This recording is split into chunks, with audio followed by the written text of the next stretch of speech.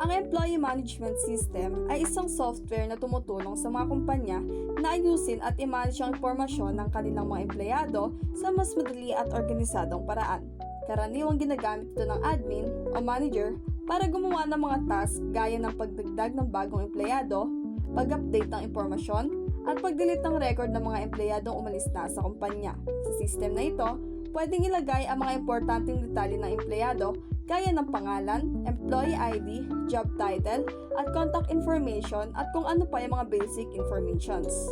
Kapag may pagbabago naman, halimbawa, na-promote si empleyado, lumipat ng department, o nagbago ng address, madali lang i-edit ang records nila. Kung umalis naman ng empleyado, mabilis lang din natanggalin ang records niya para updated at malinis ang database. Dahil nakastore ang lahat ng information sa isang secure at well-organized na lugar. Mas mabilis maghanap ng data, mas kaunti ang errors at mas matipid sa oras. Sa madaling salita, malaking tulong ang system na to para sa mga admin sa pag-manage ng empleyado, paggawa ng tamang desisyon at pagpapatakbo ng kumpanya ng mas maayos at epektibo. Ngayon, makikita natin dito yung table na may mga data na, which is ito yung mga data na in-input natin kanina. Ayan. Makikita din siya dito sa baba na nare-read siya, which is yun talaga yung pinaka-goal natin na ma-read yung data dito sa table and ma-display siya dito sa baba.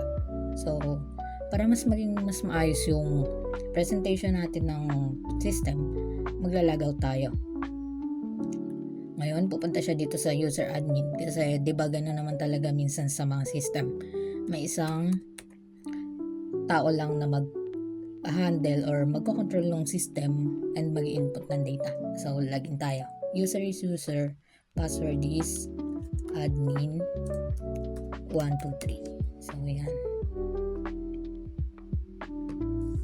Login successful. Okay. So, ayan. Bumalik lang tayo dito sa kaninang table na lumabas nung nira natin to. So, lagay tayo ng bagong data. And, para makapaglagay tayo ng bagong data, kailangan natin mag-register syempre. So, ayan. Papakita ko lang dito na paano kapag hindi ako naglagay ng data dito sa mga to. Click and register. So, ayan, may error, diba? Please fill up the form list.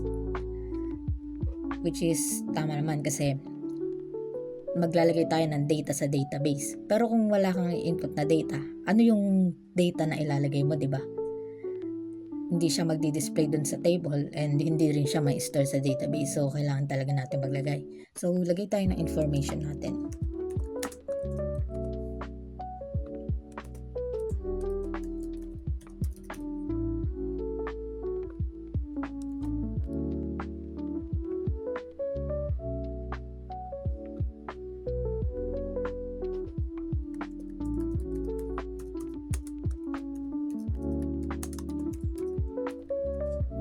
Dito sa birth date, napapalitan naman to.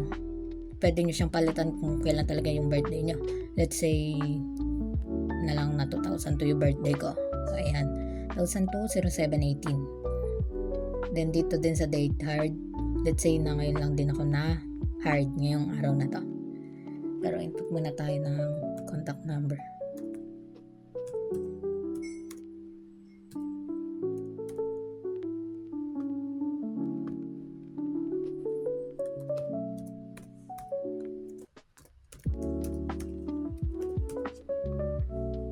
Dito sa position, makikita natin na meron tayong tatlong pamimilian, which is manager, cashier, and crew.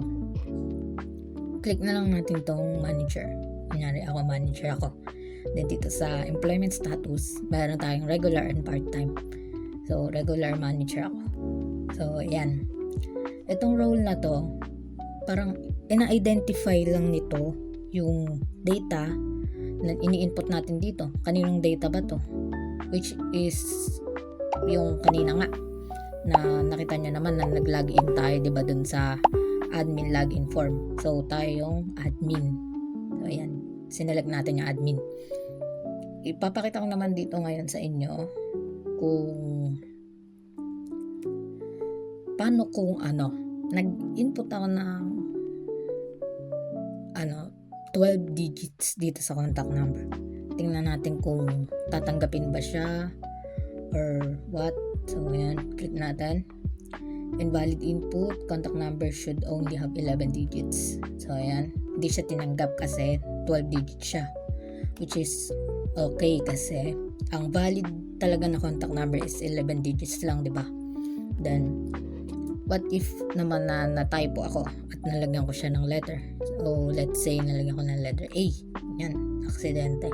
Then tatanggapin kaya yun kasi 11 digits, di ba? Tas since di naman digits ang A, letter siya. Tingnan natin kung anong lalabas. Contact number must contain only digits. So ayan, naka-handle natin ng tama yung error na hindi siya tatanggap ng more than 11 na digits and hindi rin siya tatanggap ng letters na dito sa ating contact number. So ayan, since valid na yung mga nilagay natin na data dito sa lahat na to, i-register na natin siya para lumabas dun sa pinaka-table and titingnan natin kung ma-store din siya dun sa database. So, register natin.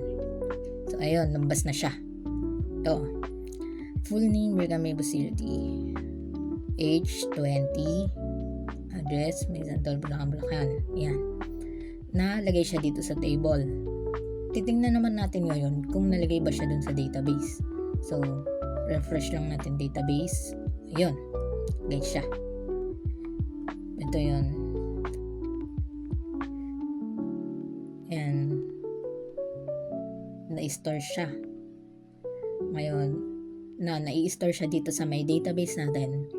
Babalik tayo dito sa pinaka table form natin. What if gusto ko na palitan yung yung position ko? Magiging na lang ako, crew. And employment status ko, part-time. And syempre, magpapalit pa tayo ng ibang data para ma-compare natin yung data dito na nauna nating in-input and yung data pag in-update na natin. So, pipiliin ko na lang is napalitan is yung position and yung employment status. So, pindutin lang natin tong update. Yan. Palitan natin to ng crew. Then, part-time. Yan. Nakapagpalit na tayo. Kailangan, dun sa table, mapalitan din to. So, pipindutin na natin tong update. Yan. Tingnan natin kung napalitan. Yung kanina na add na manager ako rito, naging crew na lang siya. Then, yung regular ako dito sa employment status, naging part-time na lang siya. Then, kita naman dito na nare-read din yung data dito sa table natin sa taas, which is tama. So, ayan. Since na-update dito, titingnan naman natin sa database kung nag-update nga siya. Kasi hindi naman pwedeng yun dito lang yun sa table yung nagpalit. Kailangan pati yun sa database, ma-update din natin. So, refresh natin then check natin yung mga pinalitan natin kanina, yung mga in-update natin. Ito. Position ko kanina na manager, dito naging crew na lang. Then employment status ko naging part-time na lang na kaninang regular. So napalitan nga. Ngayon, babalik tayo dito sa pinaka-table natin. What if nag-resign ako? Or hindi na ako andito? Hindi na ako employee dito? Hindi na ako admin dito? Kailangan naburahin yung data ko. Kasi aalis na nga ako, ganun. Then lang natin, select lang natin siya. Since ayan, na-select na yung buong row, de-delete natin siya kasi alis na nga ako. Then yan, do you want to delete this employee? Yes. Yan, nabura na siya. Nawala na yung data na in-input ko kanina, yung data na may pangalan ko. Ngayon, na nabura na siya dito sa table, kailangan mabura na din siya dito sa database kasi nabura na siya dito eh. Hindi naman na existing yung data. Then, kailangan mabura na din siya dito sa database. So, refresh natin. Kailangan mabura siya. So, ayan. Nawala na. Wala na ako. binura ko na kasi yung data ko. So, ayan. Tama yun.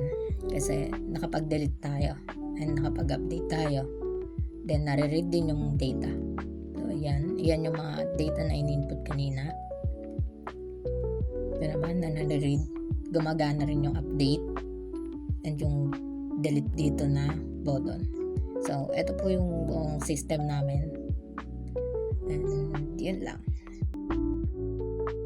Sa kabuuhan, ang Employee Management System ay isang secured at user-friendly na tool na ginagawa para mapadali ang trabaho ng admin sa pag-manage ng employee records.